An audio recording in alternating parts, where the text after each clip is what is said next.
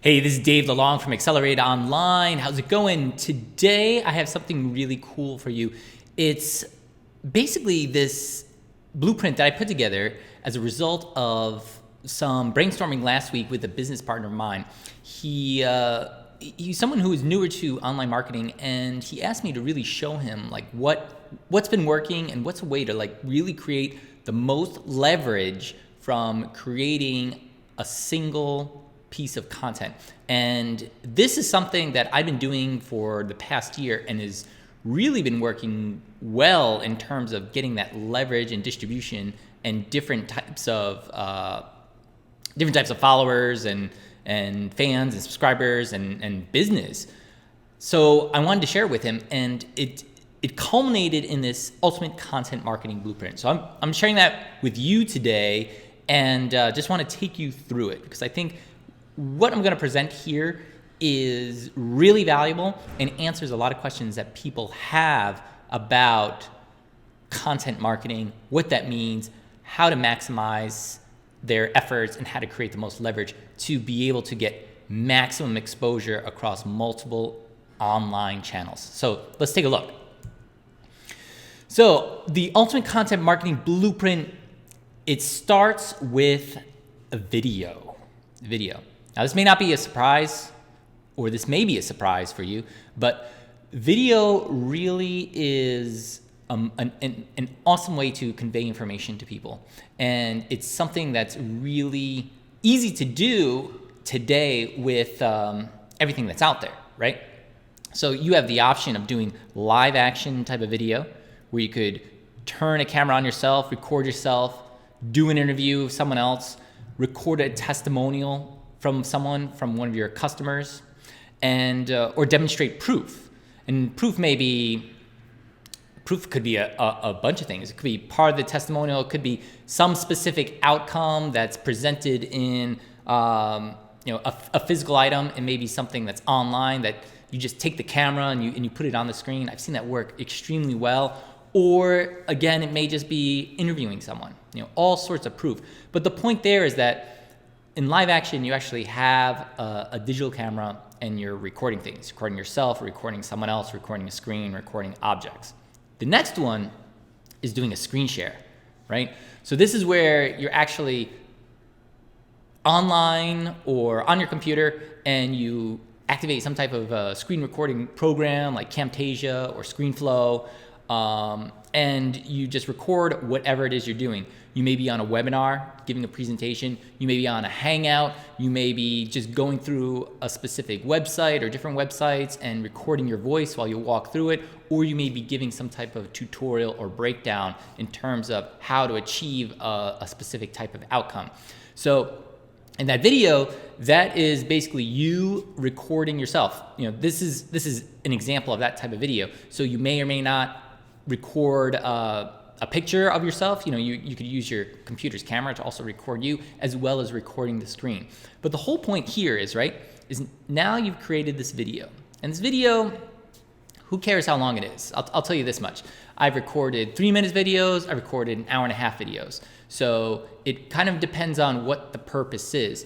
If you're emailing some brand new prospects, they will probably not watch an hour video of you talking and presenting some concept unless it's very laser targeted and they really, really, really want to know what you have to teach them or what you have to tell them. In the beginning, what probably works better is doing videos that are probably up to about 3 minutes long. I found that if you keep videos under 3 minutes, there's some psychological things going on in people's heads. If they see, because a lot of people do this, right? They'll look at a video and see just like how long it is, and that'll determine whether or not they'll watch it. So they, if it says like 2:59, that's good. If it's 3, might be too long. It's kind of like that $1.99 type thing, right? It's this psychological behavior. But you create that video, whatever size it is, and you now have an extremely valuable asset that you can then repurpose in numerous ways. And what I'm going to do now is walk through those ways you can repurpose the video and the benefits that you'll get from that. Okay, so let's go. So here are the different places where you would then take that video and basically get it out online to put it in front of people. You put it on your blog, you put it on YouTube, and I'd say if it's not extremely salesy and business-like and is more educational or entertainment, put it on Vimeo free account. And the reason why I say Vimeo free accounts tend to rank very well in Google. The paid accounts, not so much. You'd put it on your Facebook page, or if you're an individual, put on your profile as well.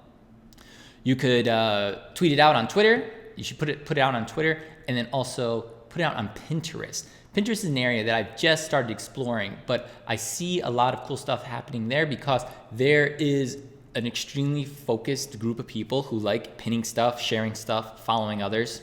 So a video is just another form of content, much like an image, that could go up on Pinterest. Now there's tons of other video sharing channels, but these are the 5 that I would focus on right now, because I think these 5 right now also have a lot of activity, a lot of action, and a lot of people using them. If you're doing stuff on mobile device, it's not on here, but Instagram is another one that makes a lot of sense. So let me tell you what's going to happen though when you put your video on these specific channels and what the desired outcome is, what you're trying to achieve. So first, with your blog, you can put a video on your blog. Now, unless you already have a lot of traffic coming to your blog, you're going to have to tell people that you put a video on your blog and you created a new blog post. Basically, this is what it is. It's a video blog post. So you put that video on your blog, then you email your list, right? And the subscribers is the currency that your blog basically gives you, right?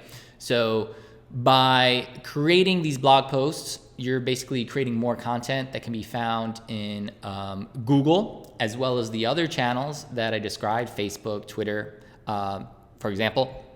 And when you get traffic to your blog, you have the ability to get subscribers onto your list, and that basically helps build up your email list. So primarily, your blog is going to help you build your list. Now, it could also do some other things, but what I like to do is use my blog to build my list, right? That's a very focused effort there. Get people to your blog through SEO, for example, with all this powerful content, and then get them onto your list. We'll talk more about how to get people onto your list in another video. YouTube and Vimeo. What's going to happen here? People are going, spazzing out here. Get back there. YouTube video. What's going to happen is people are going to, when you put it on here, going to find your video through search, Google search or YouTube search, right? And when they find your video, a couple things can happen. You can get likes, you can get comments, you can get subscribers, you can get backlinks with people linking to your video. You could also create backlinks to your video. This helps with SEO. So all this stuff is good here, right? And these subscribers are actually like video subscribers, like channel subscribers. So you're actually building up like your network of people who are on YouTube and they are following you. And whenever you release a new video, they basically can see that in your channel, or perhaps they subscribe and they receive a notification. But another thing that you can do with YouTube is in your description, provide a link to some type of capture page that basically allows you to capture an email address. So what I do is I use YouTube to capture email addresses, right? Make some type of offer. And this works really, really, really well. You can get a lot of great traffic from YouTube because people are specifically looking for things that show up on YouTube, meaning they're doing a search on Google or they're doing a search on YouTube itself. The video appears, people will watch it, and then you can kind of direct them to where you want to direct them. Like I said, I want to get email subscribers, and I think I think YouTube's a really good channel for doing that, and provide people with offers and they will subscribe to your list. Next, Facebook, right? So on Facebook, what you do there is you make a status update, embed your video, and you can test this, right? You can test whether or not you want to include a link to go do something or not. What I find is that it kind of depends what happens. If you keep posting videos and including links, over time, people just kind of get desensitized to the links. So you can post the video, include some type of brief description, and then just encourage people to like, share, and comment, right? And the whole purpose of doing posting the video on Facebook is that Facebook video content tends to get a little more action on Facebook. You've probably seen recently in your news feed that videos are starting to play automatically without any sound. If you click on it, so that's attractive to people. They can basically interrupts whatever they're doing. They can click on it and then they can start watching it and then follow whatever message you're delivering in the video. So the purpose on Facebook is really to acquire fans, right? So you want people kind of liking your Facebook page, getting likes, whether likes meaning fans or likes also on the actual video itself. The more likes you get, the more people will see it. Like more fans will see it. Same thing, getting shares and getting comments. The more action that there is on that video on Facebook, the more people who are going to see it, right? The other thing you can do, which is a little more proactive in terms of getting content out there on Facebook, your video content, is you can post in specific groups. So if there's groups of people who are specific target prospects, target customers, you can put your video in there. I wouldn't spam it, but I would use it as a way to answer questions. If you see a lot of people talking about a specific topic in a group, then why don't you make a video about it, providing the answer, and post it in that group. You can, this is pretty interesting. This works really well. You can actually create a video and then basically use it as the basis for an event, and then you create an event to get people to come and watch your video on Facebook. The crazy thing about Facebook is that it is a massive, massive notification engine. So and events really take advantage of this, so that when you're doing things like, posting events and getting people to attend to them, they're going to receive multiple notifications, right? On Facebook, in their email box, as well as it's likely they'll get it on their smartphone. So, using your video as kind of like the centerpiece of an event and then inviting people to watch it is kind of like taking a video and emailing it out to your list. So, but there's often more action that happens because people are so tuned into Facebook notifications. The other thing you can do if it's relevant is tag people in your video, right? So this is best when the actual people who are in the video are actually you're tagging them, but there may be some relevant people where it makes sense to tag them to make sure that they receive notification, especially if it's a topic that directly pertains to them. Now, some people say don't tag me in videos, stop doing this, and that's fine. Just don't tag them don't tag them in your videos anymore or in your photos. So that's another method. And again, that's kind of taking advantage of the Facebook notification style. And then the last thing, of course, is you can run ads specifically targeting custom audiences or specific demographics who would be interested in watching the video and getting the benefits of the content that are in the video.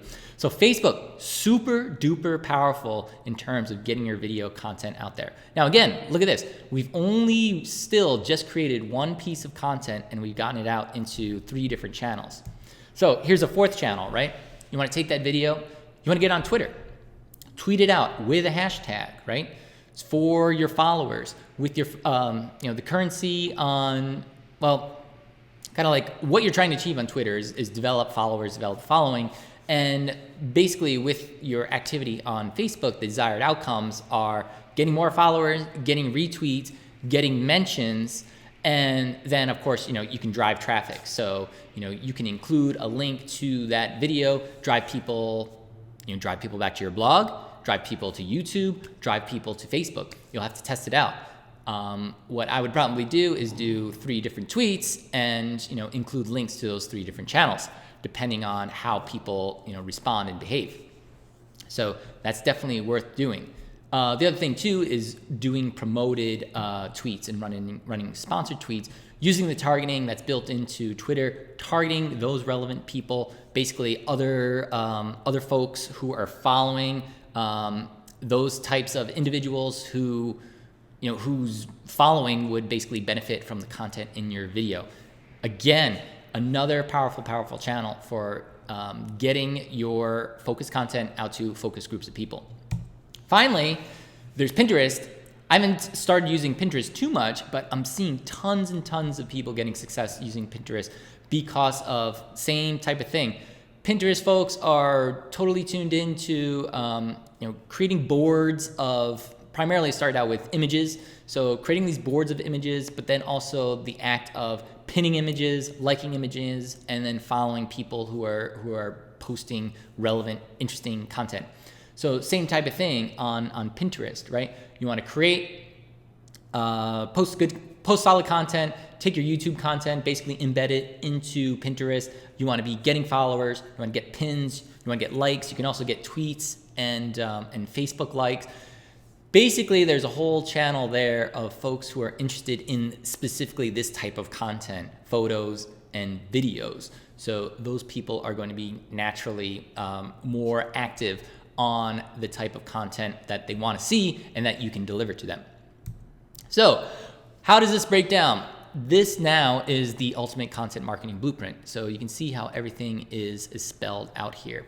And again, all I did in this example was take a single piece of content and was able to distribute it out to 5 different channels and basically get multiple benefits of search traffic, of Facebook traffic, YouTube traffic, Twitter traffic, as well as Pinterest traffic, right? And that's covering a lot of audiences, right?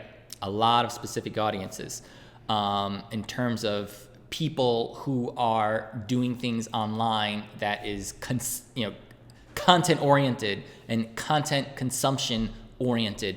These are the specific channels where it makes sense to put that information there. Now, the only thing that might be holding you back is just turning on that camera and recording your first video, right? And what you may be thinking is, how do you actually do that? What do you create the video about? Here is a blueprint and like a tip that will make sure that you always have content to write about. What you want to do on a regular basis is you need to be consuming content yourself. Consume content that's relevant to your audience, right? And basically you become an editor and you filter out a lot of bullshit and you just make sure that you are delivering the high value information in like a in a summarized type of format. So what does this mean? How can you do this? You can read daily, you can watch other videos, you can listen to audios, you can attend trainings, you can basically fill your head with valuable information that your market specifically wants to hear. So you got to take some steps to do this. But the cool thing is, in terms of getting it out, while this looks big here, right? The actual work is very, very straightforward. All of this can be done in about an hour or so, right? Once you get this humming, you can do all of this stuff in an hour. And when you do that, you will build up massive lists, right? Lists of email followers, YouTube subscribers, YouTube traffic, Facebook fans, Twitter followers, and Pinterest followers. It's a matter of taking consistent action and doing it on a daily basis, and then you will be hitting a massive home run for your business.